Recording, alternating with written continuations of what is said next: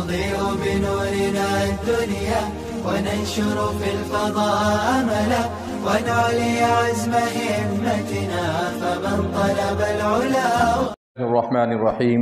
الحمد لله رب العالمين والعاقبة للمتقين والصلاة والسلام على سيد الأنبياء والمرسلين سيدنا وحبيبنا وحبيب رب العالمين محمد وعلى آله وأصحابه ومن هدى بهديه إلى يوم الدين.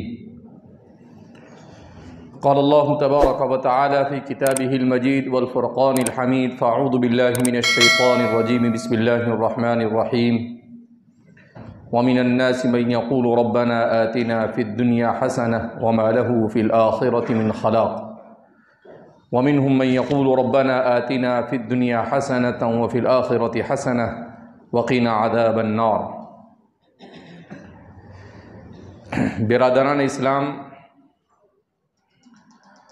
رب ذوالجلال کا ہم جتنا بھی احسان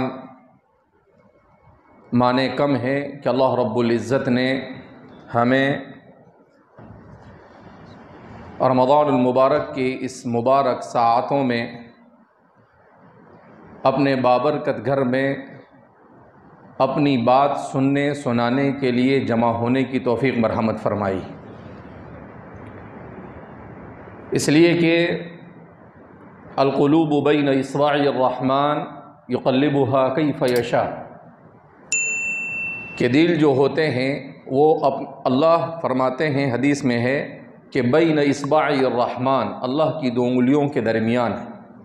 یقلبها کیف یشاء، اللہ دلوں کو جدھر چاہتا ہے پھیر دیتا ہے. اسی لیے قرآن کریم نے حضرت شعیب علیہ السلام کے ملفوظ کو بیان کیا.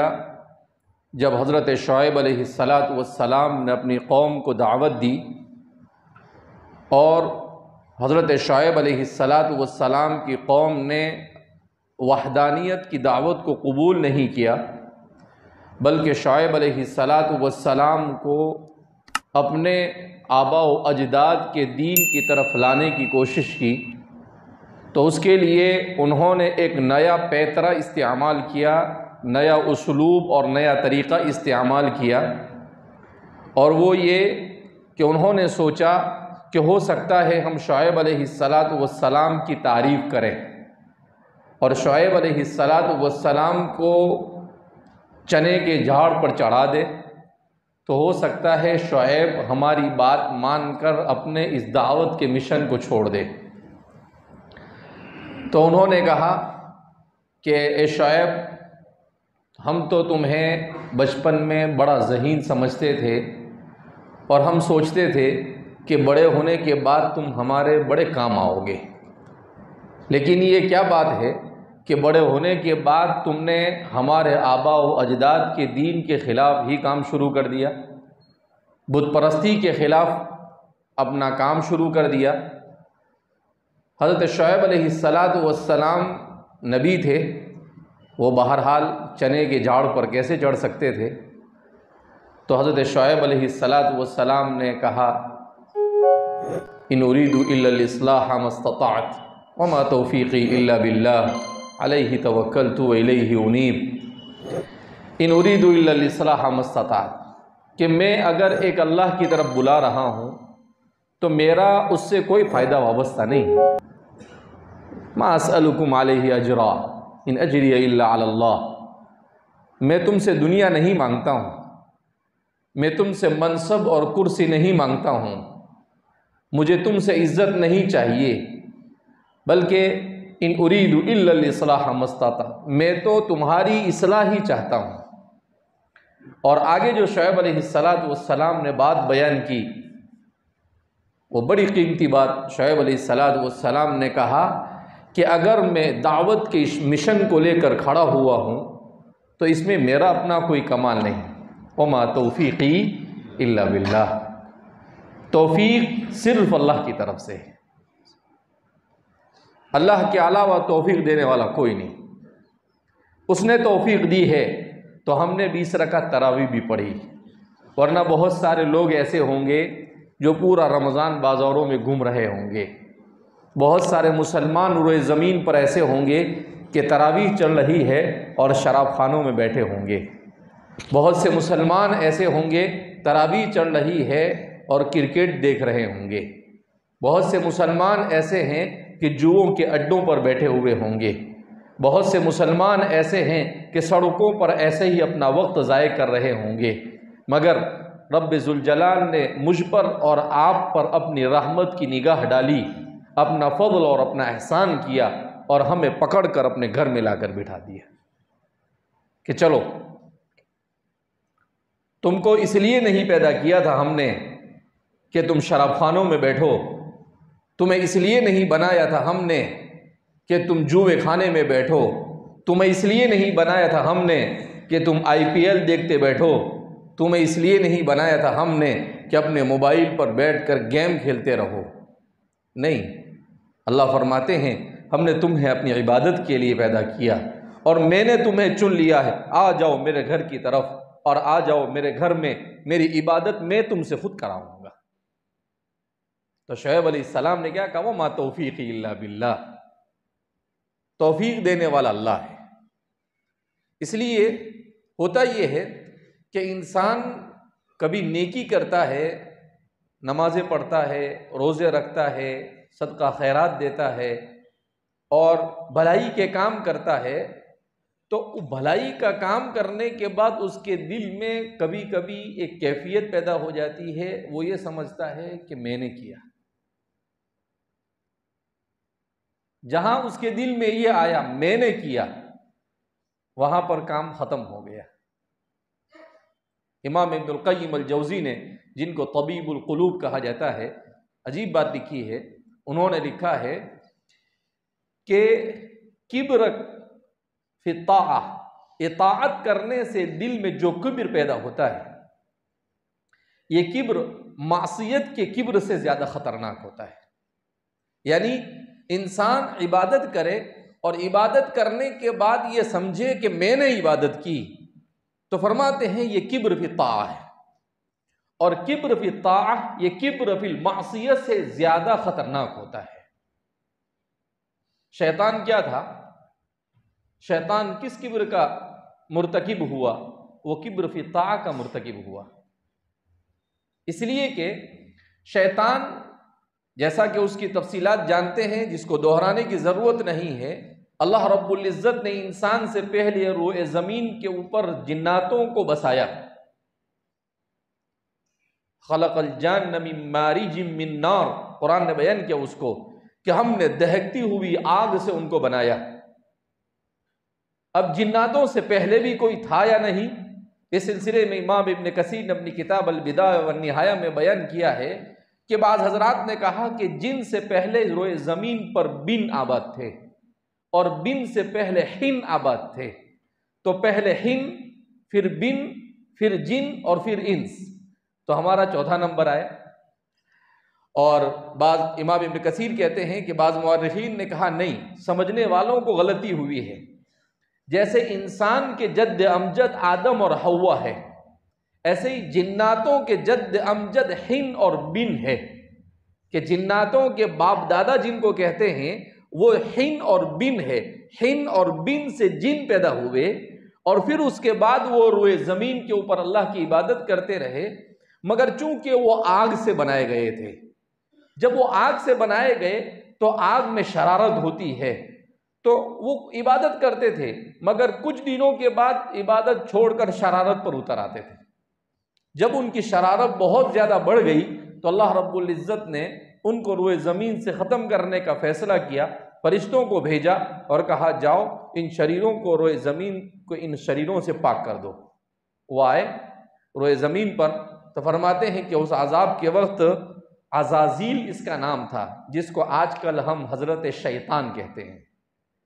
اس کا نام شیطان نہیں ہے، اس کا نام ابلیس نہیں، یہ تو سب حضرت کی کنیت ہے، ورنہ ان کا نام کیا ہے؟ عزازیل. ہمارے کریمہ کے اندر میں اس کے بارے میں ذکر کیا، تکبر عزازیل را خار کرد، بزندان لعنت گرفتار کرد.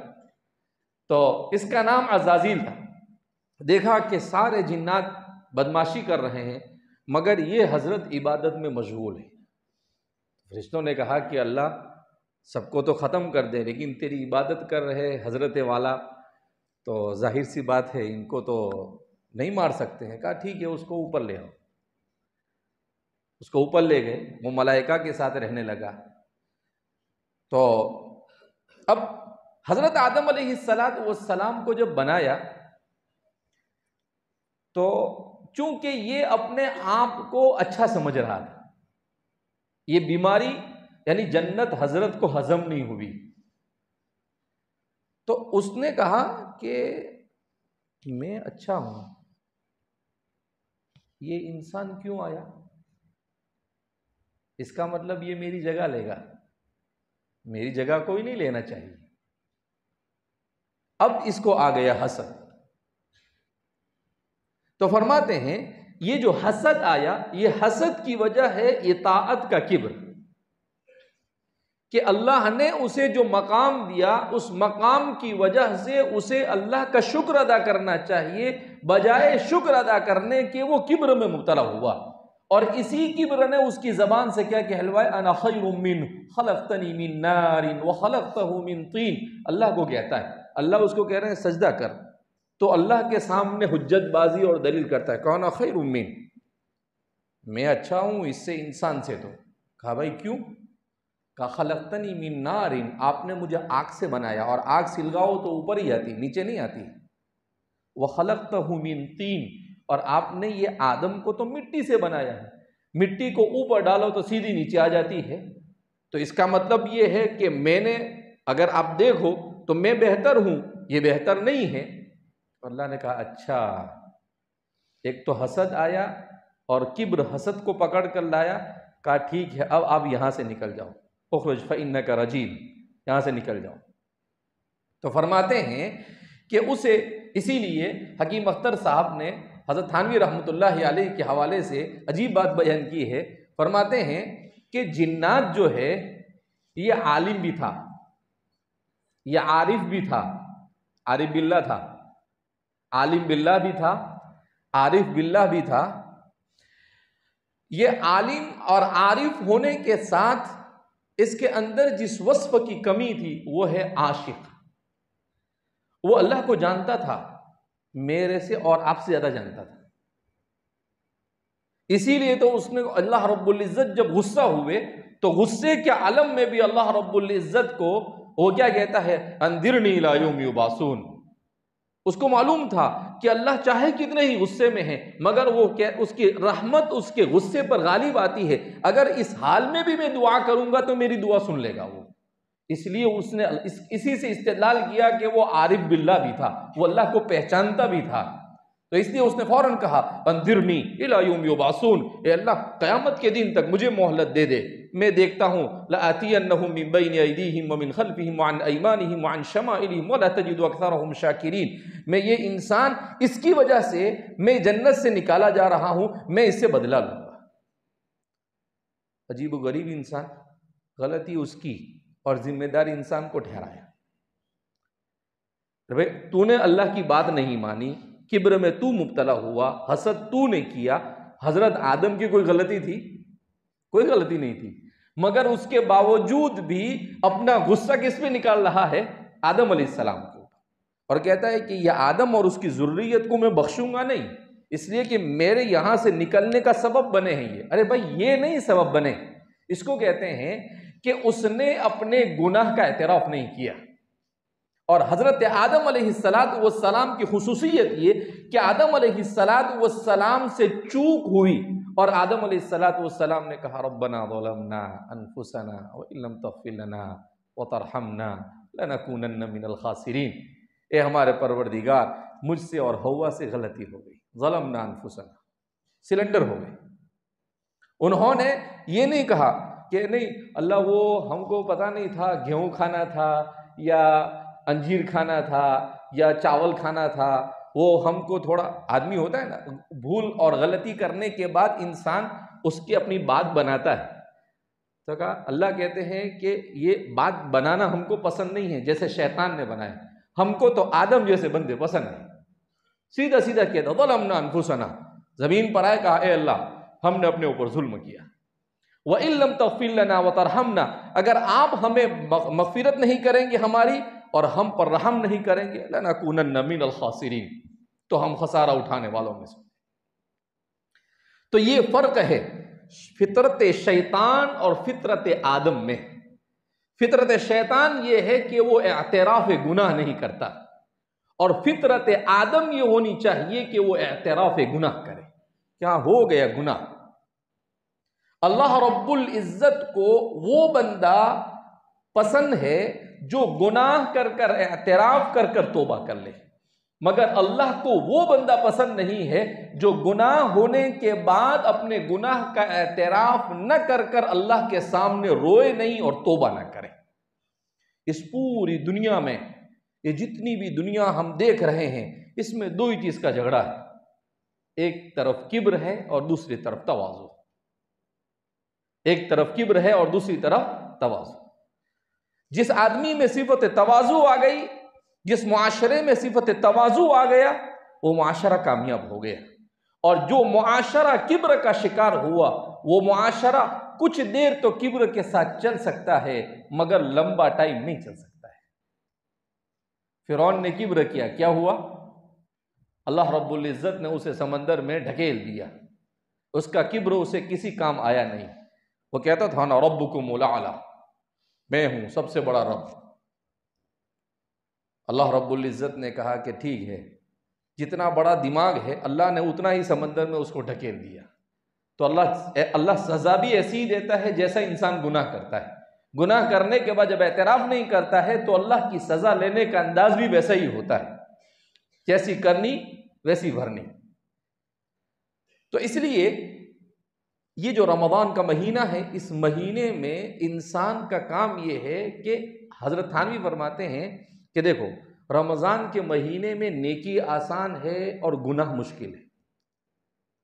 تو کسی نے کہا کہ ایسا کیسے؟ کہا رمضان کے علاوہ انسان کو گناہ کی طرف لے جانے والی دو چیزیں ہوتی ہیں، انسان کا نفس اور شیطان. یہ دونوں مل کر انسان کو دھکے مارتے ہیں گناہ کی طرف. لیکن رمضان کے مہینے میں صفدت الشیاطین، شیاطین کو اللہ قید کر دیتے ہیں. اب جب شیطان قید ہو گیا تو اب نفس اکیلا رہ گیا، شیطان ہے نہیں. جب نفس اکیلا رہ گیا، شیطان ہے نہیں، تو انسان کو نیکی کرنے کے لیے صرف اپنے نفس کا مقابلہ کرنا ہے، شیطان کا مقابلہ نہیں کرنا ہے جو سب سے بڑا دشمن ہے. تو شیطان سے بچ کر انسان کو صرف اپنے نفس کا. اسی لیے رمضان میں ہم دیکھتے ہیں بڑے بڑے گنہگار بھی مسجد میں آ جاتے ہیں. وہ اسی لیے آتے ہیں کیوں کہ شیطان بن ہے. اور بعض لوگ سوال کرتے ہیں کہ بعض لوگ تو رمضان میں بھی سدھرتے نہیں ہیں، تو ان کا شیطان چھوٹا ہوا ہے کیا؟ کہا نہیں، ان کا شیطان چھوٹا نہیں ہے، وہ خود شیطان بن گئے، ان کو شیطان کی ضرورت نہیں. کیا مطلب؟ کہ وہ گناہوں کے ایسے عادی بن گئے کہ ان کا نفس ان گناہوں کو چھوڑنے کے لیے تیار ہی نہیں، تو شیطان کے بغیر ہی وہ شیطانی کام پر آمدہ ہے. تو جو انسان رمضان ملنے کے باوجود بھی نیکی کی طرف نہ آئے، اسی لیے آپ نے وہ روایت، مشہور روایت سنی ہوگی، رسول اللہ صلی اللہ علیہ وسلم نے اپنے منبر پر چڑھتے ہوئے 3 لوگوں پر لعنت کی. لعنت ہو اس شخص کے اوپر جو اپنے ماں باپ کو بڑھاپے میں پائے اور وہ اپنی جنت نہ بنا سکے. حضور نے کہا آمین. دوسرے زینے پر چڑھے، کہا کہ لعنت ہو اس شخص پر جو رمضان المبارک کا مہینہ پائے اور اپنی مغفرت نہ کرا سکے. لعنت ہو اس شخص پر تیسرے زینے پر آپ نے کہا کہ جس کے سامنے رسول اللہ صلی اللہ علیہ وسلم کا نام لیا جائے اور وہ رسول اللہ صلی اللہ علیہ وسلم پر درود نہ بھیجے. یہ تینوں پر حضور نے لعنت کی. علماء نے لکھا ہے کہ ایک تو حضرت جبریل کی بد دعا، اوپر سے رسول اللہ کا آمین بولنا، اس نے اس بد دعا کو ایسا بنا دیا کہ اس سے زیادہ خطرناک بد دعا اور کوئی نہیں ہو سکتی. کیونکہ اللہ، حضرت جبریل کیا کہتے ہیں؟ لعنت ہو ایسے شخص کے اوپر. تو اللہ کے رسول صلی اللہ علیہ وسلم نے ان کی ہاں میں ہاں کہا آمین، برابر ہے. جبریل تمہارا لعنت کرنا بھی کیوں؟ اس لیے کہ جبریل اپنی مرضی سے نہیں بولتے ہیں. جبریل کو کس نے بھیجا؟ اللہ نے بھیجا. نزل به الروح الامین.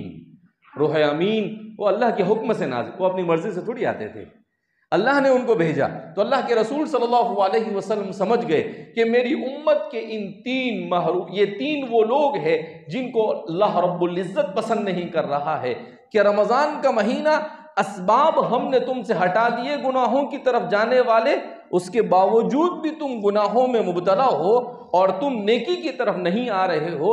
اس کا مطلب یہ ہے کہ تم تو شیطان کے بھائی بن گئے ہو. تمہارے لیے تو لعنت ہی کی ضرورت ہے، تم اب دعا کے مستحق رہے نہیں. اللہ ہماری حفاظت فرمائے.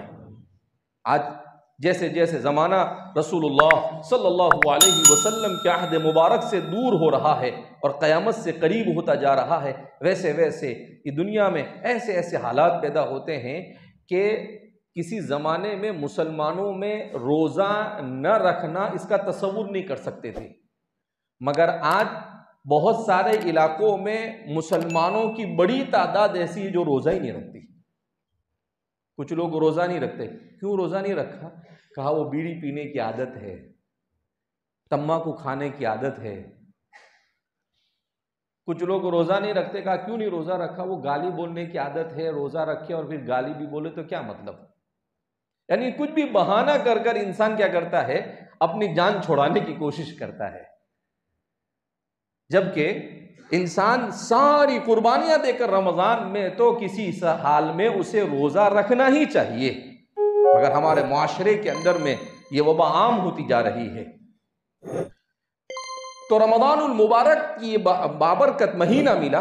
اس مہینے میں انسان کو کیا کرنا چاہیے؟ اس مہینے میں انسان کو قرآن کریم کے بیان کردہ اپنے ویژن کو متعین کرنا چاہیے. میں اپنے اصل موضوع کی طرف آ رہا ہوں. میں نے قرآن کریم کی 2 آیت کریمہ آپ کے سامنے پڑھی. قرآن کریم کی یہ آیت کریمہ کافر اور مسلمان کے ویژن کو متعین کرتی ہے، اس کے ہدف کو متعین کرتی ہے، اس کے ٹارگیٹ کو بیان کرتی ہے کہ دنیا میں آنے کے بعد ایک مومن کا ویژن کیا ہونا چاہیے، اس کا ٹارگیٹ زندگی میں کیا ہونا چاہیے، اور ایک کافر کا ٹارگیٹ اور اس کا ہدف اور اس کا ویژن اور مشن کیا ہوتا ہے. آج کی دنیا میں ویژن اور مشن کی بہت باتیں ہوتی ہے. ویژن 2030، ویژن 2035، ساری دنیا ہر دنیا کا ملک اپنا ویژن بنا رہا ہے. اللہ نے انسان کو بنایا اور انسان کو اس کا ویژن نہ دیا ہو، یہ ممکن نہیں ہے. اللہ نے انسان کو ویژن دیا. کیا دیا؟ اللہ نے کہا کہ ایک ہوتا ہے کافر. کافر کیا کہتا ہے؟ وَمِنَ النَّاسِ مَن يَقُولُ رَبَّنَا آتِنَا فِي الدُّنْيَا حَسَنَةً. اے اللہ جو دینا ہو دنیا میں دے دے، جو بھی تجھے دینا ہو مجھے، مال دے دے، حسن دے دے، جمال دے دے، عزت دے دے، منصب دے دے، کرسی دے دے، جو بھی دینا ہو یہ دنیا میں. وَمَا لَهُ فِي الْآخِرَةِ مِنْ خَلَاقٍ. اس کے لیے آخرت میں کوئی حصہ نہیں ہوتا. ہمارے مفسرین نے لکھا کہ الناس سے مراد یہاں پر وہ لوگ ہیں جو دنیا پرست ہے، جن کے ذہن و دماغ میں صرف دنیا بنانا، پیسہ بنانا، حلال طریقے سے ہو، حرام طریقے سے ہو. اسی لیے بعض حضرات نے کہا الناس سے کافر مراد ہے، بعض حضرات نے کہا نہیں، کافر صرف نہیں، وہ مسلمان بھی مراد ہے جو اپنی آخرت کو فراموش کر چکے ہو. تو اللہ نے کہا کہ دنیا میں کچھ لوگ ایسے بھی ہوتے ہیں، وہ اللہ سے دعا کرتے ہیں اللہ جو کچھ دینا یہی پہ دے دے، باقی آخرت کو مانتے ہی نہیں. وہ اَيُحْيِي الْعِظَامَ وَهِيَ رَمِيمٌ.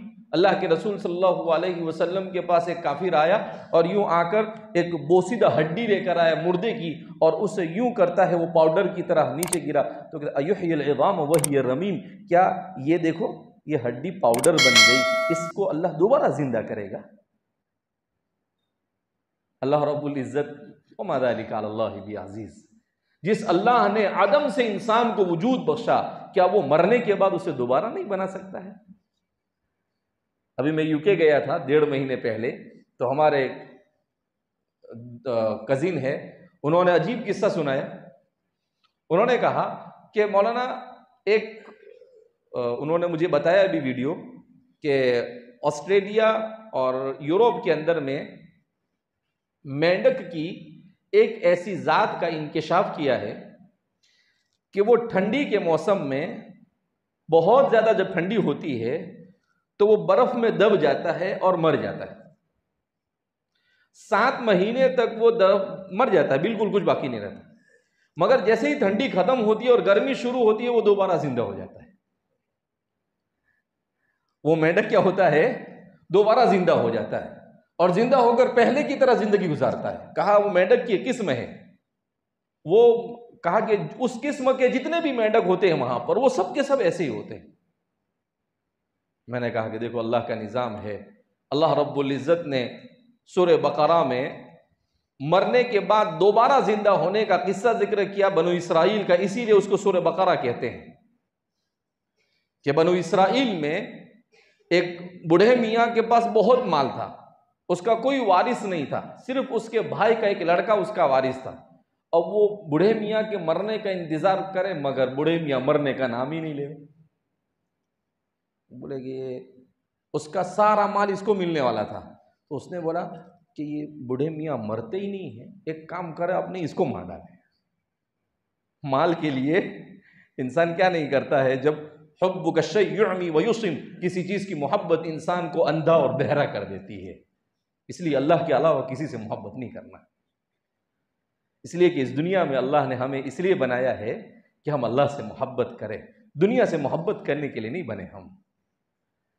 تو اب اس نے سوچا کہ یہ بڈھا مرتا ہی نہیں ہے، اس کو اپنے ہی مار ڈالا. وہ بوڑھے میاں کو مار ڈالا. اب اس بیوقوف کو یہ نہیں پتا کہ موسیٰ علیہ السلام زندہ ہے. لیکن ہوتا کیا ہے، انسان جب کوئی گناہ کرتا ہے، چوری کرتا ہے، تو اپنا نشان خود ہی چھوڑ کے چلا جاتا ہے جلدی بازی میں. تو اس کا دماغ کام نہیں کیا کہ موسیٰ علیہ السلام زندہ ہے، ان پر وحی آئے گی اور سب انویسٹیگیشن رپورٹ یہاں پر کیا ہو جائے گی، مل جائے گی. اب بنو اسرائیل بھی بڑے عجیب تھے، وہ اس کو چھپانا چاہتے. فَدَّارَأْتُمْ فِيهَا قرآن کریم کہتا ہے، ایک دوسرے کا اس نے مارا اس نے مارا فلانا، تاکہ موسیٰ علیہ السلام کنفیوژن کا شکار ہو جائے. موسیٰ علیہ السلام نے اللہ سے کہا کہ اس کا قاتل کون ہے، پکڑنا ہے. اب اللہ کے لیے تو کوئی چیز بھاری نہیں، اللہ کے علم میں تو سب کچھ ہے. یعلم السر واخفی، تم چھپاؤ یا تمہارے سے چھپا ہو، ہر چیز اللہ جانتا ہے. اللہ کو تو معلوم تھا کہ اس کو مارنے والا کون ہے. ان ربک لبالمرصاد، تیرا پروردگار تیرے گھات میں بیٹھا ہوا ہے. گھات میں بیٹھا ہوا پتہ ہے کس کو کہتے ہیں؟ انسان جب شکار کے لیے جاتا ہے تو انسان دیکھتا ہے کہ وہ ہرن ہے. اب وہ ہرن کو وہ ایسے نشانے پر لگاتا ہے تو 1 سیکنڈ کے 10ویں حصے کے لیے بھی اپنی نگاہ وہاں سے ہٹاتا نہیں. کیوں نہیں ہٹاتا ہے؟ کہ ذرا بھی نگاہ ہٹائی تو شکار کیا ہو جائے گا، بھاگ جائے گا. اس کو کیا کہا جاتا ہے؟ مرصاد. اللہ رب العزت نے انسان کو کہا کہ انسان تو ایسا مت سمجھ تجھے کوئی دیکھتا نہیں. کہا تیرا پروردگار تجھے ایسے ہی دیکھتا ہے جیسے شکاری اپنے شکار کو دیکھتا ہے. کوئی چیز اسے چھپا نہیں سکتا ہے. کتنا چھپانا چاہے، رات کی تاریکی میں چھپانا چاہے، پہاڑ کی غار میں چھپانا چاہے، جہاں جا کر تو کر لے، لیکن اللہ سے تو نہیں چھپ سکتا. اللہ نے کہا کہ ٹھیک ہے ایک گائے ذبح کرو. اب یہ بہانے کرتے رہے، ما لونھا ما ہی، قرآن نے پورا بیان کیا ان کے خواہ مخواہ زبردستی کے سوال. پھر بہرحال وہ تھک گئے، ہار گئے، کیونکہ کرنا نہیں تھا ان کو. اخیر میں کہا ٹھیک ہے. اس کے بعد اس کو گائے کو ذبح کیا اور اس مردے کے اوپر لگایا گیا تو وہ مردہ زندہ ہو گیا. اور اس نے کہا کہ یہ میرے بھتیجے نے مجھے مارا ہے. اب وہ پکڑا گیا. تو فرماتے ہیں اس واقعے کو اللہ نے قرآن کریم کی سورہ مبارکہ میں اسی لیے بیان کیا. انسان کے لیے سب سے مشکل یہ ہے کہ وہ یہ سمجھتا ہے کہ انسان مرنے کے بعد کیسے زندہ ہوگا. انسان مرنے کے بعد کیسے؟ اللہ نے کہا یہ ایک واقعہ ہے. اس کے بعد قرآن کریم نے پھر دوسرا واقعہ بیان کیا. الم تر الی الذین خرجوا من دیارہم وهم الوف حضر الموت فقال لهم اللہ موتوا ثم احیاهم. اللہ اکبر. اللہ نے کہا کہ کوئی یہ کہے گا کہ ایک کو ٹھیک ہے، ایک آدھ کو زندہ کر دیا ہو گیا. اللہ نے کیا کہا؟ الم تر الی الذین خرجوا من دیارہم وهم الوف یوشع ابن نون کے زمانے میں ہزاروں لوگ، ایک بیماری پھیلی ہمارے زمانے میں کورونا کی طرح، اس زمانے کا کوئی کورونا آیا ہوگا، تو ان سے کہا گیا کہ بھائی تم بستی چھوڑ کے جانا نہیں، یہیں کہ یہیں رہنا، لیکن انہوں نے مانا نہیں نبی کی بات کو. خرجوا من دیارہم، وہ بھاگ گئے وہاں سے. وہ ہزاروں کی تعداد میں تھے، بعض نے اس کو 70,000 بیان کیا، بعض نے اس سے زیادہ بیان کیا. حضر الموت، سب کو موت ہو گیا، سب مر گئے، موت سے بھاگے اور اللہ نے سب کو موت دے دی. این المفر، کہاں بھاگ کر جائے گا؟ تو انہوں نے کہا کہ اللہ جان دے، ان کو زندہ کر دو. اللہ نے کہا فاحیاہم، اللہ نے سب کو دوبارہ زندہ کر دیا. اب وہ ہمارے مفسرین اس میں بحث کرتے ہیں کہ واقعتاً مر گئے تھے، یا وہ کوما میں چلے گئے تھے، یا وہ اللہ نے ان کو بے ہوش کر دیا تھا، وہ ایک الگ بات. لیکن قرآن کریم نے جو بیان کیا ہوگا وہ مر گئے تھے. فاحیاہم، ان کو دوبارہ زندہ. اللہ نے کہا ہم ایک کو بھی زندہ کر سکتے ہیں، اور ہم 10,000 کو بھی ایک ساتھ مرنے کے بعد زندہ کر سکتے ہیں. کہا ابھی بھی اس کو سمجھ میں آیا نہیں. اللہ نے تیسرا واقعہ بیان کیا. او کالذی مر علی قریۃ وہی خاویۃ علی عروشها قال انا یحیی هذه اللہ بعد موتها فاماته اللہ 100 عام ثم بعثه. اللہ اکبر. حضرت عزیر کے واقعے کو اللہ نے بیان کیا کہ انسان تیرے دماغ میں اس بات کو بٹھا لے کہ اللہ مرنے کے بعد دوبارہ زندہ کرنے پر قادر ہے. اللہ فرماتے ہیں کہ ہم تمہیں قصوں کے ساتھ، سند کے ساتھ، پورے کے پورے طور پر پریکٹیکلی ہوا ہے، مر گیا اور زندہ ہوا، اس کے قصے بتلا رہے ہیں تم کو. اس کے بعد بھی نہیں مانے گا. اور بیان کرنے والا بھی کون ہے؟ اللہ. اللہ جھوٹ بول سکتے ہیں؟ نہیں بول سکتے. اب حضرت عزیر ایک جگہ سے گزرے تو وہ سارے کے سارے لوگ مرے پڑے تھے. تو ان کے دل میں خیال آیا انا یحیی ہذہ اللہ بعد موت، اللہ ان کو مرنے کے بعد دوبارہ کیسے زندہ کرے گا؟ اللہ نے کہا کہ اچھا عزیر، اقربانا بیش بود حیرانی. کہا میرا نبی ہے اور اس کے دل میں یہ خیال کیسے آیا کہ اللہ مرنے کے بعد دوبارہ کیسا؟ فاماتہ اللہ 100 عام. اب حضرت عزیر تھے، ان کے ساتھ ان کا کھانا تھا اور ان کے ساتھ ان کا گدھا تھا جس پر وہ سواری کر رہے، مر گئے. عزیر سو گئے. فاماتہ اللہ 100 عام، 100 سال تک، زیادہ نہیں. کتنا؟ 100. ثم بعث، پھر وہ زندہ ہوئے. کتنے سال کے بعد؟ 100 سال کے بعد. اللہ نے مجھے قال کم لبثت، کہ عزیر کتنا سوئے؟ قال لبثت یوما او بعض یوم، کہا ایک آدھ دن سویا یا آدھا دن. اس لیے کہ روایت میں آتا ہے کہ جب وہ سوئے تو صبح میں سورج نکل رہا تھا، اور جب وہ اٹھے تو ابھی سورج کا زوال تھا. تو وہ سمجھے کہ ابھی سوئے اور 2-4 گھنٹے کے بعد واپس اٹھ گئے، جبکہ وہ کتنے مہینے کتنے سال کے بعد اٹھ رہے تھے؟ 100 سال کے بعد. قال بل لبثت 100 عام، اے میرے عزیر تو غلطی میں ہے بھیا، ایک دن آدھا دن نہیں، 100 سال کے بعد اٹھ رہے ہو آپ. کہا اچھا. انظر الى طعامک وشرابک لم یتسنہ، کہا دیکھو اپنا کھانا. وہ ساتھ میں کھانا لے کر چل رہے تھے تو ان کا توشہ لم یتسنہ، 100 سال کے بعد بھی کھانا بگڑا نہیں. کتنے سال کے بعد؟ اللہ نے اپنی قدرت بتائی. 100 سال ہو گئے مگر کھانا بگڑا نہیں. ہمارے لیے اس کا سمجھنا آسان ہے.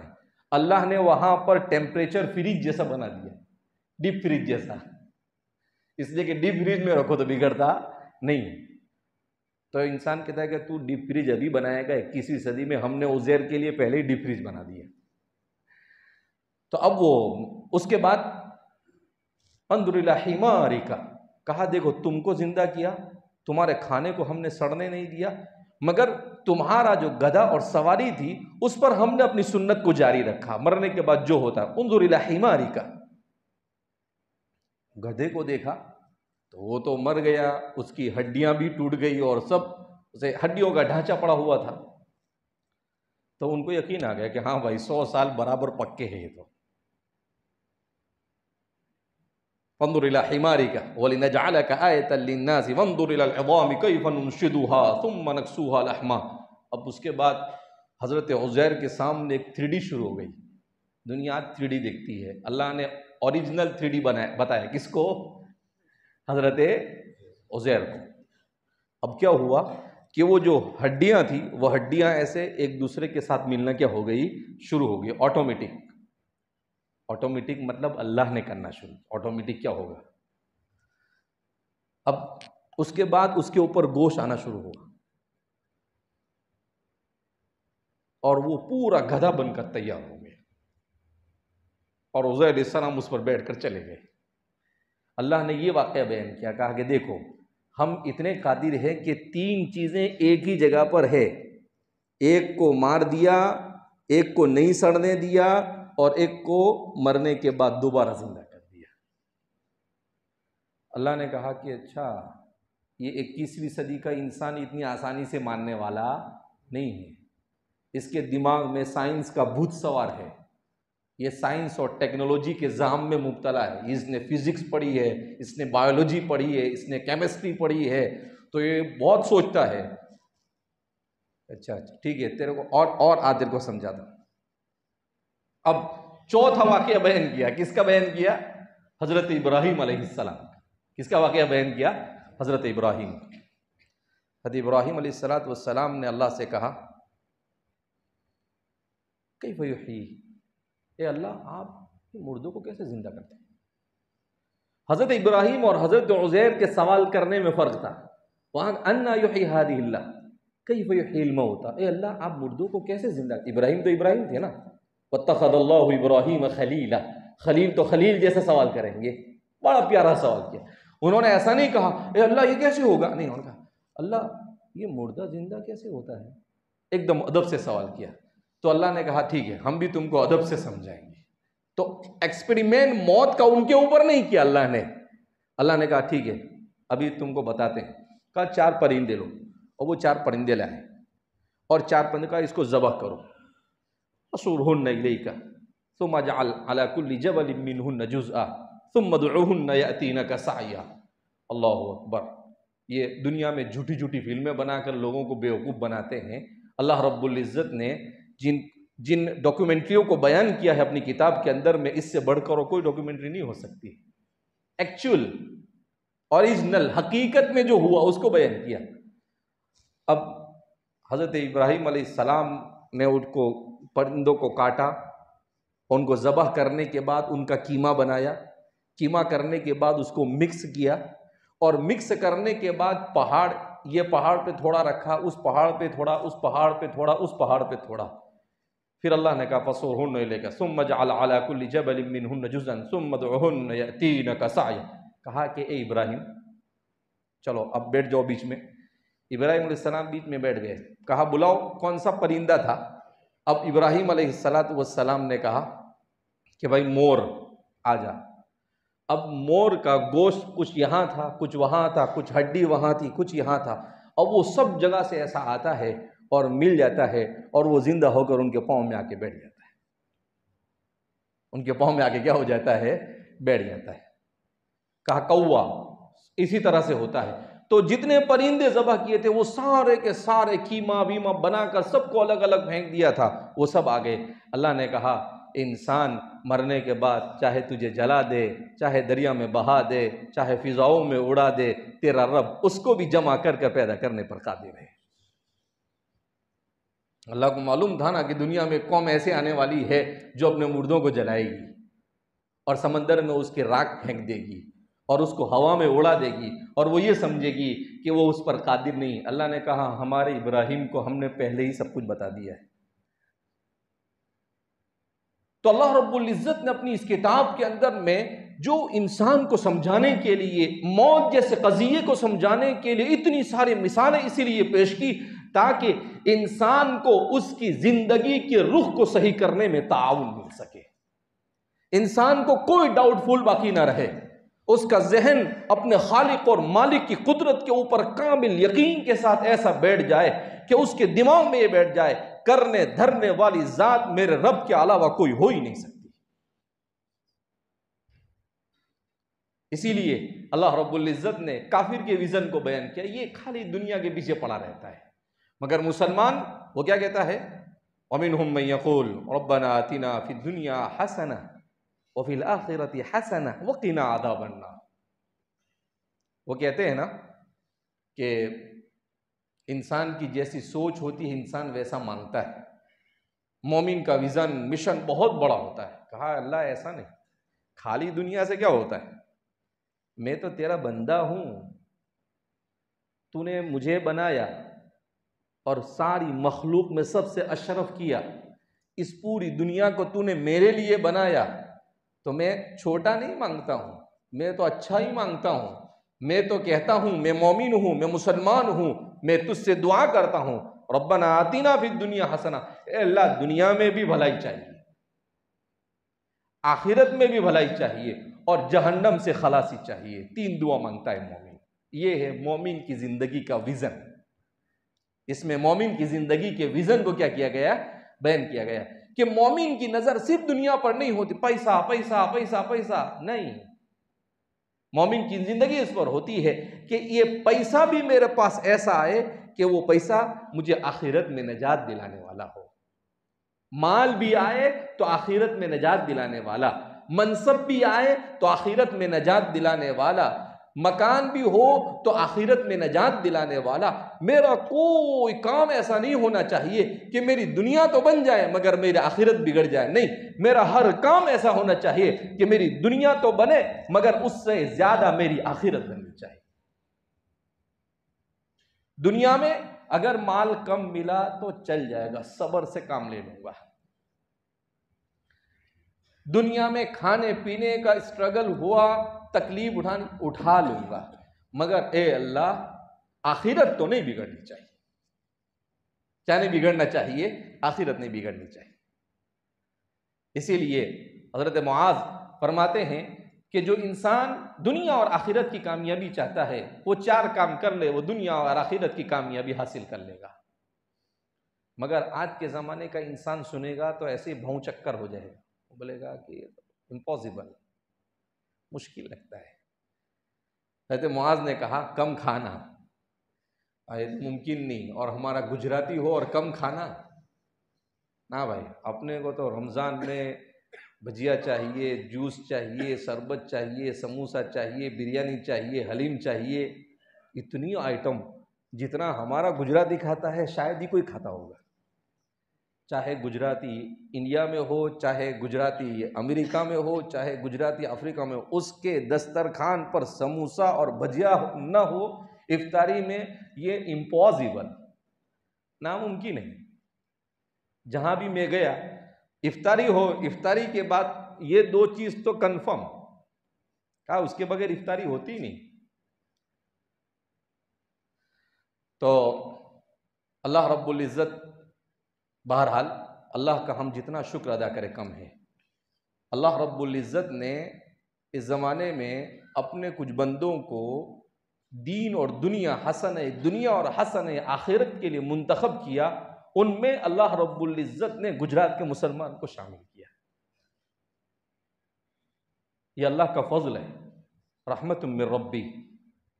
اللہ رب العزت نے سورہ کہف میں اصحاب کہف کے واقعے کو بیان کیا، حضرت خضر کے واقعے کو بیان کیا، ذوالقرنین کے واقعے کو بیان کیا، سارے واقعے کو بیان کر رہا۔ ہر جگہ پر اللہ کہتا ہے رحمت من عندہ۔ ذوالقرنین کو سلطنت ملی اس کے کمال سے نہیں، اللہ کی رحمت سے۔ خضر کو علم ملا خضر کے کمال سے نہیں، اللہ کی رحمت سے۔ اور اصحاب کہف نے اپنے ایمان کو بچانے کے لیے کہف میں جا کر پناہ لی، اور اللہ رب العزت نے کتنی مدت تک سلائے رکھا ان کو؟ زیادہ نہیں، صرف 309۔ کتنے سال تک سوتے رہے؟ 309 سال تک سوتے رہے۔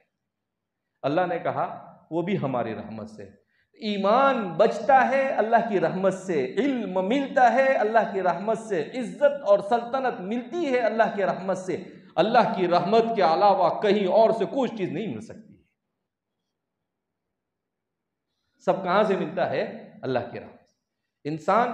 انسان کی سوچ اور فکر جب یہ بن جائے کہ سب میرے رب کے فضل سے ملتا ہے، اس کی رحمت سے ملتا ہے، اس کا تعلق اپنے رب سے کبھی کمزور نہیں ہوگا۔ لیکن جہاں انسان کی سوچ یہ بن جائے آئی ایم سم تھنگ، تو میں نے ڈگری حاصل کیا بھائی، پی ایچ ڈی کیا، کتنے پاپڑ بیلے، 10 پاس کیا، 12ویں پاس کیا، اس کے بعد BA کیا, MA کیا, PhD کیا, تب جا کے اتنا بڑا بنگلہ بنایا. باقی یہ کچھ بنتا نہیں. بہت سارے PhD کرنے والے ہوٹلوں پہ برتن دھوتے ہیں. کہاں پر برتن دھوتے ہیں؟ ہوٹلوں پہ. تو انسان کو جو کچھ ملے, جب انسان کا ذہن و دماغ یہ بن جائے کہ صرف میرے رب کی رحمت اور اس کے فضل سے ملا ہے, تو اس بندے کا رشتہ اپنے خالق اور مالک سے کبھی نہیں ٹوٹ سکتا ہے. وہ اللہ کیوں؟ جب اس کو یہ احساس ہوگا, اس کو یہ ریلائز ہوگا کہ اللہ کی طرف سے ہے, تو اللہ کا استحضار ہمیشہ رہے گا. جب اللہ کا استحضار ہمیشہ رہے گا تو اللہ کی محبت دل میں جگہ پکڑے گی, اور جہاں اللہ کی محبت نے دل میں جگہ پکڑ لی فقد فاز فوزا عظیما, تو انسان کامیاب ہو گیا. انسان کیا ہو گیا؟ کامیاب. اسی لیے اس دنیا کے اندر میں اللہ رب العزت نے بیان کیا, اللہ کو معلوم یہ دنیا کے سائیڈ ایفیکٹ بھی اللہ بیان کرتا ہے قرآن میں. کیا بیان کرتا ہے؟ Side effect. دوا کے سائیڈ ایفیکٹ ہوتے ہیں نا, کہ بھئی یہ دوا کھاؤ تو یہ فائدہ ہے اور یہ بھی ہو سکتا ہے. تو دنیا کے سائیڈ ایفیکٹ اللہ نے بیان کیا. زُيِّنَ لِلنَّاسِ حُبُّ الشَّهَوَاتِ مِنَ النِّسَاءِ وَالْبَنِينَ وَالْقَنَاطِيرِ الْمُقَنطَرَةِ مِنَ الذَّهَبِ وَالْفِضَّةِ وَالْخَيْلِ الْمُسَوَّمَةِ وَالْأَنْعَامِ وَالْحَرْثِ ذَلِكَ مَتَاعُ الْحَيَاةِ الدُّنْيَا. اللہ اکبر. آخری بات کہہ کر اپنی بات کو ختم کرتا ہوں کہ اللہ رب العزت فرماتے ہیں زُيِّنَ لِلنَّاسِ حُبُّ الشَّهَوَاتِ. دنیا میں بعض لوگوں کے اوپر دنیا کا ریئیکشن ہوتا ہے, دنیا ان کو ہضم نہیں ہوتی ہے, تو ان کا کیا ہوتا ہے, کبھی وہ عورت کی محبت میں مبتلا ہو جاتے ہیں. آج تو بہت ہو رہا ہے ایسا. زُيِّنَ لِلنَّاسِ حُبُّ الشَّهَوَاتِ مِنَ النِّسَاءِ, سب سے پہلے اللہ نے اس کو ہی بیان کیا. سب سے پہلا جو ایفیکٹ دنیا میں, جو چیز انسان کو اپنے مقصد حیات سے دور کرتا ہے, وہ شہوتوں میں حب النساء ہے. میں اسی لیے کہتا ہوں کہ قرآن کو پڑھو, ایسا لگتا ہے کہ یہ ہمارے لیے اور آج کے انسان کے لیے نازل ہوا ہے, اور ہر زمانے میں انسانوں نے یہی محسوس کیا جب بھی قرآن کو پڑھا. آج کا انسان عورتوں کی محبت کے پیچھے کیسا دیوانہ ہے کون نہیں جانتا ہے. ہر انسان یہ کوشش کرتا ہے کہ فلاں کا موبائل نمبر مل جائے اپنے کو, ختم ہو گئی بات. تو اللہ رب العزت نے کہا نہیں, اللہ نے اس لیے نہیں بھیجا, عشق بازی کے لیے دنیا میں نہیں بھیجا, لبڑے بازی کے لیے اس دنیا میں اللہ نے تجھے نہیں بھیجا. اللہ نے اپنی ذات سے محبت کے لیے تجھے یہاں پر بھیجا ہے. یہی محبت اللہ سے کر. اس کے بعد اللہ نے کہا من النساء والبنین, انسان کو جب بنین بچے زیادہ ہو جاتے ہیں, 5 لڑکے 7 لڑکے, تو میرے تو 7 لڑکے ہیں, کوئی نام تو لے وے, نام لے کے بتا وے. اللہ فرماتے اچھا 7 لڑکے ہیں تیرے, ہے نا, بہت بھاری آدمی مطلب تو. اللہ نے کہا تیرے نہیں, وہ کس نے دیے ہیں؟ اللہ نے دیے. بعض لوگ ہوتے ہیں نا بڑے فخر سے, 9 لڑکے ہیں 7 لڑکے ہیں. اب تو وہ زمانہ گیا,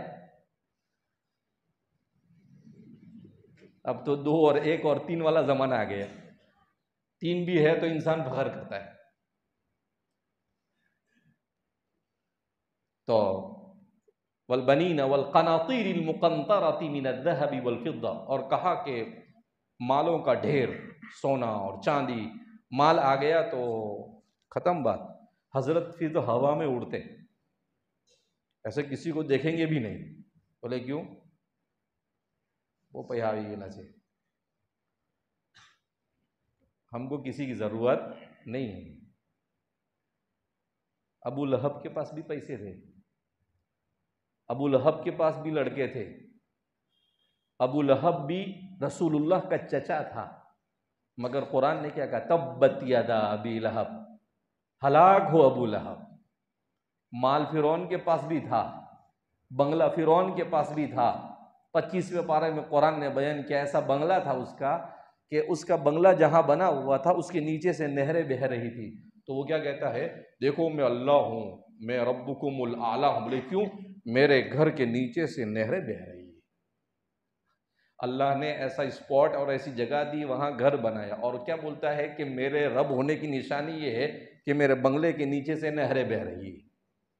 تو انسان کے یہاں پر سب سے بیوٹیفل پلیس اور سب سے اچھی جگہ کون سی ہوتی ہے کہ انسان کا گھر ایسی جگہ ہو کہ اس کے نیچے سے نہریں بہہ رہی ہو۔ اسی لیے قرآن بار بار جنت کے بارے میں کہتے جنات تجری من تحتها الانہار، جنات تجری من تحتها الانہار۔ اے انسان، اگر ایسی جگہ چاہیے کہ جہاں پر فرعون جس کو اپنی خدائی کے اوپر دلیل کہتا تھا، اگر ایسا چاہیے تو وہ جنت میں ملے گا، اور اس کے لیے دنیا میں پاپڑ بیلنے پڑیں گے، آسانی کے ساتھ ملے گا نہیں۔ تو میرے بھائیو، دوستو اور بزرگوں، اللہ رب العزت نے ساری چیزیں اپنی کتاب کے اندر میں بیان کی ہے۔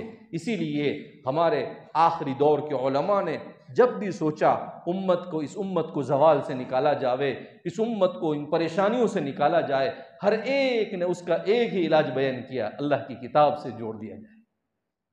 کس سے جوڑ دیا جائے؟ اللہ کی کتاب سے۔ حضرت شیخ الہند رحمۃ اللہ علیہ انہوں نے کہا کہ میں جیل میں سے 2 چیزیں سیکھ کر آیا۔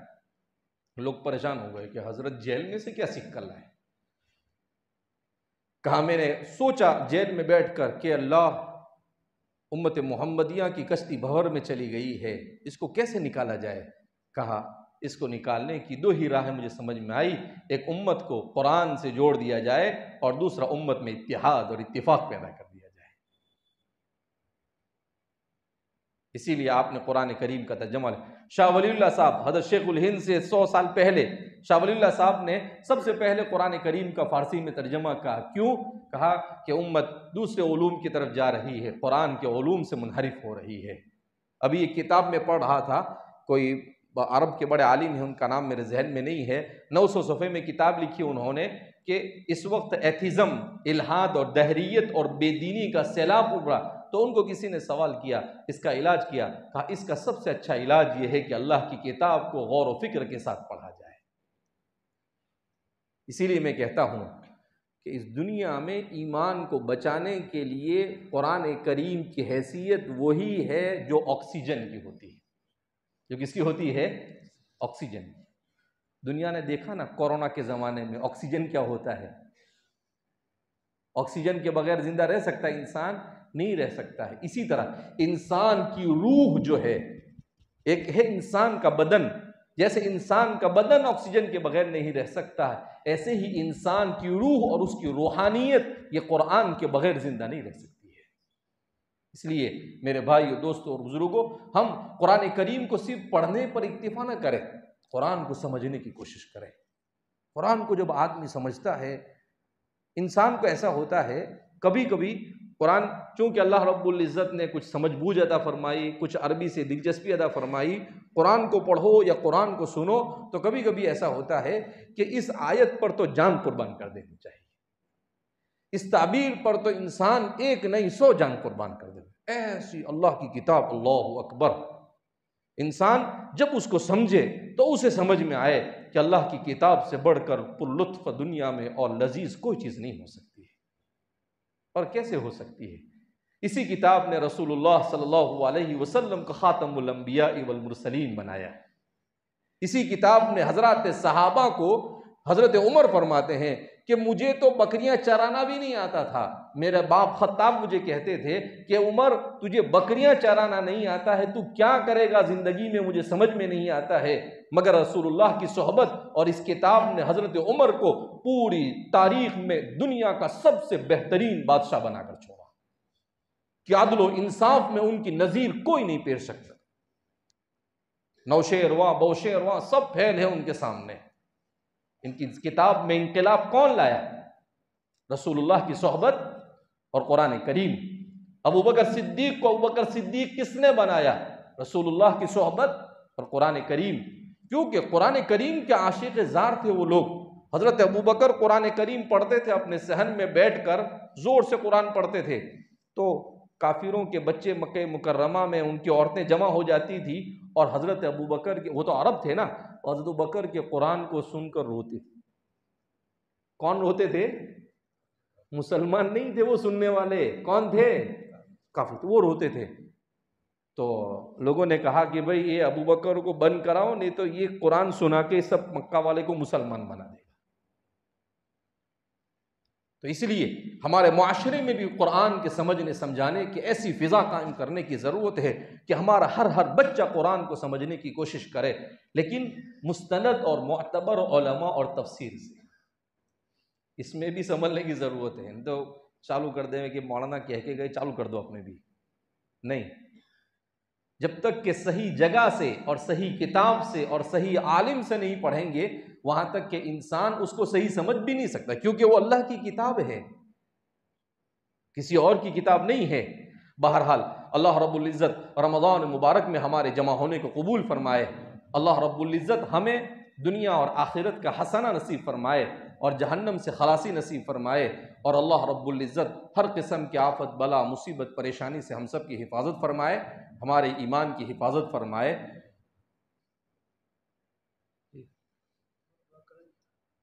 آپ کریں گے تو اچھا رہے گا۔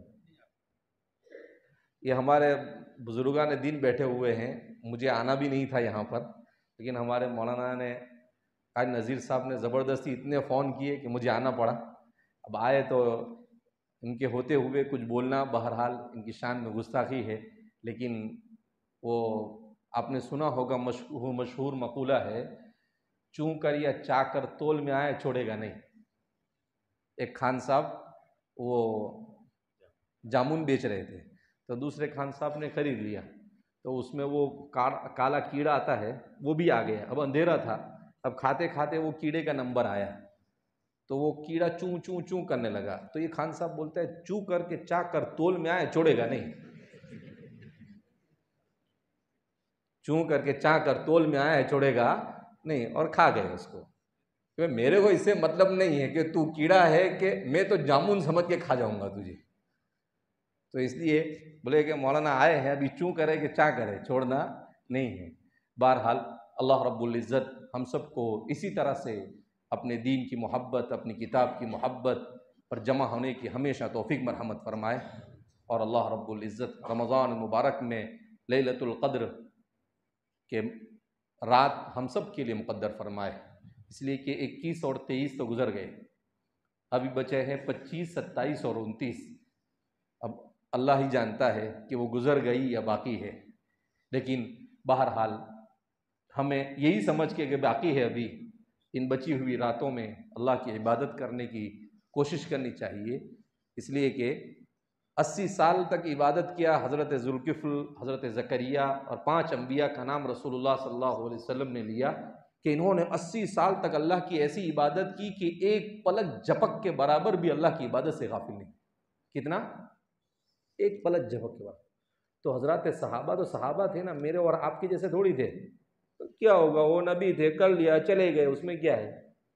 نہیں، صحابہ فوراً دن میں سوچنے لگے کہ اللہ، ہم تو 80 سال زندہ بھی نہیں رہتے، 60-70 میں ٹپک جاتے، تو اب ان کی اور ہماری ریس لگے کہ آخرت میں ہم ان کے آگے کیسے جائیں گے؟ اللہ نے کہا وَفِي ذَلِكَ فَلْيَتَنَافَسِ الْمُتَنَافِسُونَ، ہاں یہ میرے صحابہ برابر۔ اللہ نے ایک جھٹکے میں آیت نازل کر دی، اِنَّا أَنزَلْنَاهُ فِي لَيْلَةِ الْقَدْرِ وَمَا أَدْرَاكَ مَا لَيْلَةُ الْقَدْرِ لَيْلَةُ الْقَدْرِ خَيْرٌ مِّنَ أَلْفِ شَهْرٍ۔ کہا کہ 1000 مہینے انہوں نے عبادت کی ہے نا، یہ امت ایک رات عبادت کرے گی تو سیدھا ان کو اوورٹیک کر دیں گے۔ کیسے نبی، کیسے صحابہ، کیسا رب اور کیسی امت، اللہ اکبر! کیا کس زبان سے ہم اللہ کا شکر ادا کریں؟ اگر زندگی میں 2 لیلۃ القدر مل گئی تو بیڑا پار۔ تو اس لیے اس کی قدر کرنی چاہیے ہمیں، اور ان بچی ہوئی راتوں میں خوب عبادت کی کوشش کرنی چاہیے۔ یہ جاگنے کی رات نہیں ہوتی، یہ عبادت کی رات ہوتی ہے۔ ہمارے لوگ کیا بولتے ہیں، جاگنے کی رات ہے، پھر چوراہے پہ بیٹھ جاتے ہیں، کوئی بیڑی پی رہا ہے، کوئی سگریٹ پی رہا ہے، کوئی تمباکو کھا رہا ہے، کوئی گٹکا کھا رہا ہے، کوئی سوڈا پی رہا ہے، کوئی موبائل لے کے بیٹھا ہوا، بولے جاگنے کی رات ہے۔ ارے بھائی، جاگنے کی رات نہیں، عبادت کی رات ہے۔ کس کی رات ہے؟ یا تو مسجد میں عبادت کر، یہ عبادت نہیں کرے تو گھر پہ جا کر عشاء کی نماز پڑھو، تراویح پڑھو اور گھر پر جا کر سو جاؤ، اور صبح میں اٹھو 4 رکعت تہجد پڑھو، ہو سکے تو صلاۃ التسبیح پڑھو، اور پھر اس کے بعد فجر کی نماز کو جماعت کے ساتھ پڑھو تو پوری رات کا ثواب ملے گا۔ مگر اس طرح سے چوراہوں پر اور جگہ جگہ پر گھوم کر اپنی رات کو برباد نہ کرو، اس سے تو رات میں بجائے ثواب ملنے کے فضیلت والی رات میں اگر انسان گناہ کرتا ہے تو اس گناہ میں انسان کو بڑھا چڑھا کر شامل کیا جاتا ہے، یعنی اس کی ناقدری ہوئی نا، اور ناقدری پر اس کو اور زیادہ گناہ ملتا ہے۔ لہذا ہمارے معاشرے سے یہ بدعت ختم ہونی چاہیے، اور عبادت کے ساتھ، اور ہمارے علماء نے لکھا ہے کہ صحیح طریقہ اس کا یہ ہے کہ اپنے گھر میں تنہائی میں عبادت کرے۔ مسجدوں میں جمع ہو کر عبادت کرنا گھر میں کیوں؟ اس لیے کہ آپ اور آپ کا رب جاننا چاہے، ساری دنیا نہیں جاننی چاہیے۔ ہم تو قرآن بھی پڑھتے ہیں تو کہتے ہیں 3 دن میں پورا کر دیا۔ اللہ بھائی کر دیا تو اللہ اور تو جاننا، ساری دنیا کو کیوں کہتا ہے؟ اگر کبھی یہ بات آج تو صلاۃ تسبیح بھی پڑھ لے، ارے بھائی اچھا کیا پڑھا تو، لیکن ساری دنیا میں ڈھنڈورا کیوں پیٹتا ہے تو کہ میں نے یہ کر دیا وہ کر دیا؟ سب اللہ کے لیے کرنا۔ اللہ رب العزت ہمیں اخلاص کے ساتھ ان راتوں میں عبادت کی توفیق مرحمت فرمائے۔ اللہ کہنے سننے زیادہ عمل کی توفیق مرحمت فرمائے۔ اللہم صلی علی سیدنا و نبینا و شفیعنا و سندنا و مولانا محمد مبارک وسلم۔ ربنا اغفر لنا ذنوبنا وإسرافنا في أمرنا وثبت أقدامنا وانصرنا على القوم الكافرين. اللهم إنك عفو كريم ملك تحب العفو فاعف عنا يا كريم. اللهم آت نفوسنا تقواها وزكها أنت خير من زكاها أنت وليها ومولاها. اللهم يا مشرف القلوب شرف قلوبنا إلى طاعتك، يا مقلب القلوب ثبت قلوبنا على دينك. ربنا لا تزغ قلوبنا بعد إذ هديتنا وهب لنا من لدنك رحمة إنك أنت الوهاب. ربنا ظلمنا أنفسنا وإن لم تغفر لنا وترحمنا لنكونن من الخاسرين. ربنا ظلمنا أنفسنا وإن لم تغفر لنا وترحمنا لنكونن من الخاسرين. اللهم إنا نعوذ بك من الفتن ما ظهر منها وما بطن. اللهم إنا نعوذ بك من شرور أنفسنا ومن سيئات أعمالنا. اللهم إنا نعوذ بك من شرور أنفسنا ومن سيئات أعمالنا. اللهم إنا نعوذ بك من خزي الدنيا ومن خزي يوم القيامة. اللهم احسن عاقبتنا في الأمور كلها وأجرنا من خزي الدنيا وعذاب الآخرة. اللهم حبب إلينا الإيمان وزينه في قلوبنا وكره إلينا الكفر والفسوق والعصيان واجعلنا من عبادك الراشدين. اے اللہ ہمارے گناہوں کو معاف فرما، اے اللہ ہماری خطاؤں کو معاف فرما، ہماری لغزشوں کو درگزر فرما۔ اے ذی الجلال والاکرام، ہم تیری کتنے احسانات کا شکریہ ادا کریں۔ اے اللہ تو نے کتنی رحمتیں کتنے فضل ہم پر کیے، اے مولا کریم ہم اسے شمار بھی نہیں کر سکتے ہیں۔ تو نے اچھا اچھا کھلایا، اللہ تو نے عبادت کی توفیق دی، اے مولا کریم اے اللہ تو نے ہمیں کہنے سننے کے لیے یہاں پر جمع کیا۔ اے پروردگار عالم، اے اللہ قرآن جیسی نعمت عطا فرمائی، رسول اللہ صلی اللہ علیہ وسلم جیسے نبی عطا فرمائے، حضرات صحابہ جیسے صالحین کی جماعت عطا فرمائی، حضرات ائمہ جیسے فقہا نصیب فرمائے، حضرات محدثین جیسے لوگ نصیب فرمائے۔ اے مولا کریم ہم کس کس نعمت پر تیرا شکر ادا کرے؟ تو نے مادی نعمتیں بھی عطا فرمائی، اے اللہ تو نے روحانی نعمتیں بھی عطا فرمائی، اے اللہ تو نے علمی نعمتیں بھی عطا فرمائی۔ اے مولا کریم اے ذی الجلال والاکرام، ہم سوچتے ہیں تیری نعمتوں کا تو ہمارے بدن کے بال کھڑے ہو جاتے ہیں۔ اے ذی الجلال والاکرام، اگر ہم سے کوتاہی ہوئی تو معاف فرما۔ اے اللہ ہم سے جو ناشکری ہوئی ہے اسے معاف فرما دے۔ اے اللہ ہمیں تیرے شکر گزار بندوں میں شامل فرما۔ اے مولا کریم دنیا اور آخرت میں عزت والی زندگی نصیب فرما، عافیت والی زندگی نصیب فرما، خیر و برکت والی زندگی نصیب فرما، تیری رضا والی زندگی نصیب فرما، تیری ناراضگی سے حفاظت فرما۔ اے مولا کریم سب کچھ مل جائے مگر تو ناراض ہو جائے تو سب بیکار ہے۔ اے مولا کریم اور کچھ نہ ملے اور تو راضی ہو گیا تو سب کامیاب ہے۔ اے مولا کریم فمن زحزح عن النار وادخل الجنة فقد فاز۔ اے اللہ تو نے اعلان کیا ہے جو جہنم سے دور کر دیا گیا اور جنت میں داخل کر دیا گیا، حقیقی کامیابی وہی ہے۔ اے اللہ ہم تجھ سے وہی کامیابی مانگتے ہیں۔ اے مولا کریم اے پروردگار عالم، اس مجلس میں بوڑھے بھی ہے جوان بھی ہے، اے مولا کریم اے پروردگار عالم نیک اور صالح لوگ بھی ہے۔ اے ذوالجلال والاکرام ہمارے نوجوان بھی یہاں پر بیٹھے ہوئے ہیں، اے مولا کریم ان میں سے جن کا بھی نیک عمل تجھے پسند ہو اے اللہ اس کی برکت سے ہماری اس مجلس کو قبول فرما، اے اللہ ہم جو دعائیں مانگ رہے ہیں اسے قبول فرما لے، حاضرین مجلس کی مغفرت فرما، اے مولا کریم سب پر اپنا خصوصی فضل نازل فرما، مقروضین کو قرض کی ادائیگی کی شکلیں پیدا فرما، اے مولا کریم اے پروردگار عالم ہمارے اکابرین میں جو کوئی زندہ ہے اے اللہ ان کے سائے کو ہم پر تادیر عافیت کے ساتھ باقی رکھ، اے مولا کریم حضرت مولانا رابع صاحب کی بال بال مغفرت فرما، اے مولا کریم ایک بڑی ہستی تھی جو ہم میں نہیں رہی، اے مولا کریم اے اللہ ندوۃ العلماء کو ان کا نعم البدل نصیب فرما، اے ذوالجلال والاکرام مفتی احمد صاحب خانپوری، ہمارے والد صاحب مولانا غلام صاحب اور ہمارے جتنے بھی اکابرین بیمار ہیں اللہ ان سب کی بیماریوں کو شفا کاملہ عاجلہ مستمرہ دائمہ کلیہ نصیب فرما، اے مولا کریم ہمارے ان بزرگوں کی ہمیں قدر کرنے کی توفیق مرحمت فرما، اے ذوالجلال والاکرام صالحین کی صحبت کی نعمت سے ہم سب کو مالا مال فرما، اے اللہ قرآن کے مفاہیم ہم پر منکشف فرما، اے اللہ قرآن سے عشق نصیب فرما، رسول اللہ صلی اللہ علیہ وسلم سے والہانہ محبت اور عشق نصیب فرما، اے مولا کریم اے ذوالجلال والاکرام ہم نے جو مانگا عطا فرما، جو مانگنے سے رہ گیا وہ عطا فرما، ہم نے اپنے اعتبار سے مانگا تو اپنے شان شان عطا فرما، مولا کریم دین کے جتنے بھی کام ہو رہے ہیں دعوت و تبلیغ مدارس خانقاہیں اور جتنے بھی دین کے کام ہو رہے ہیں ان تمام کاموں کی حفاظت فرما، کام کرنے والوں کی حفاظت فرما، ہندوستان کے مسلمانوں کی جان مال عزت آبرو کی حفاظت فرما، اے مولا کریم دشمن تو ہر طرح کی سازشیں کر رہا ہے، اے مولا کریم وَمَكَرُوا وَمَكَرَ اللَّهُ وَاللَّهُ خَيْرُ الْمَاكِرِينَ، اے اللہ تجھ سے بڑھ کر تدبیر کرنے والا کوئی نہیں ہو سکتا ہے، اے اللہ ربنا لا تجعلنا فتنة للقوم الظالمین، اے اللہ تو ہمیں ظالمین کا تخت مشق نہ بنا، اے اللہ ہم کمزور بندے ہیں، ہم ناتواں ہیں، اے اللہ ہم سہ نہیں سکتے ہیں، ہم صبر نہیں کر سکتے ہیں، اے مولا کریم ہر قسم کے ظلم سے تو ہماری پورے معاشرے کی حفاظت فرما، اے اللہ ہمارے ایمان کی حفاظت فرما، ہمیں ایمان پر ثابت قدمی نصیب فرما، اے ذوالجلال والاکرام اے پروردگار عالم نبی کریم صلی اللہ علیہ وسلم نے اور تمام انبیاء اور صحابہ اور صالحین نے جو بھی بھلائی کی دعائیں مانگی ان تمام میں ہمارا حصہ مقدر فرما، جن برائیوں سے پناہ مانگی ان تمام برائیوں سے پناہ نصیب فرما، حرمین شریفین کی زیارت بار بار صفت قبولیت کے ساتھ ہم سب کے لیے مقدر فرما، اے ذوالجلال والاکرام ہماری دعاؤں کو نبی کریم صلی اللہ علیہ وسلم کے صدقہ دوفیل میں قبول فرما، وصلی اللہ علی نبینا محمد وعلی آلہ واصحابہ اجمعین برحمتک یا ارحم الراحمین۔